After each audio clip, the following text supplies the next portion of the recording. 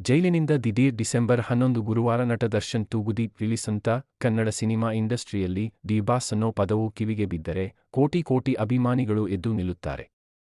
ಯಾಕಂದ್ರೆ ನಟ ದರ್ಶನ್ ಅವರ ಹವಾ ಇಡೀ ಜಗತ್ತಿಗೆ ಗೊತ್ತಿದೆ.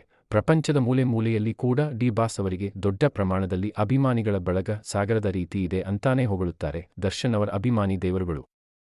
ಹೀಗಿದ್ದಾಗಲೇ ಜೈಲಿನಿಂದ ದಿಢೀರ್ ಡಿಸೆಂಬರ್ 11 ಗುರುವಾರ ನಟ ದರ್ಶನ್ ತೂಗುದೀಪ್ ರಿಲೀಸ್ ಅಂತ ಖ್ಯಾತ ಜ್ಯೋತಿಷಿ ಒಬ್ಬರು ಭವಿಷ್ಯ ನುಡಿದಿದ್ದಾರೆ. ಹೌದು, ನಟ ದರ್ಶನ್ ಅಭಿಮಾನಿಗಳ ಬಾಯಿಂದ ಕರೆಸಿಕೊಳ್ಳುವ ಚಾಲೆಂಜಿಂಗ್ ಸ್ಟಾರ್ ಬಿರುದು ಪಡೆದಿರುವ ನಟ ಅವರು ಜೈಲಿನಿಂದ ದಿಢೀರ್ ಡಿಸೆಂಬರ್ 11 ಗುರುವಾರ ರಿಲೀಸ್ ಆಗಿ ಹೊರಗೆ ಬಂದೇ ಬರ್ತಾರೆ. ಅಭಿಮಾನಿಗಳ ಜೊತೆಗೆ ಸಿನಿಮಾ ನೋಡೇ ನೋಡುತ್ತಾರೆ ಅಂತ ಈಗ ಖ್ಯಾತ ಜ್ಯೋತಿಷಿ ಒಬ್ಬರು ಭವಿಷ್ಯ ನುಡಿದಿರುವುದು ಭಾರೀ ಸಂಚಲನ ಸೃಷ್ಟಿ ಮಾಡಿದೆ.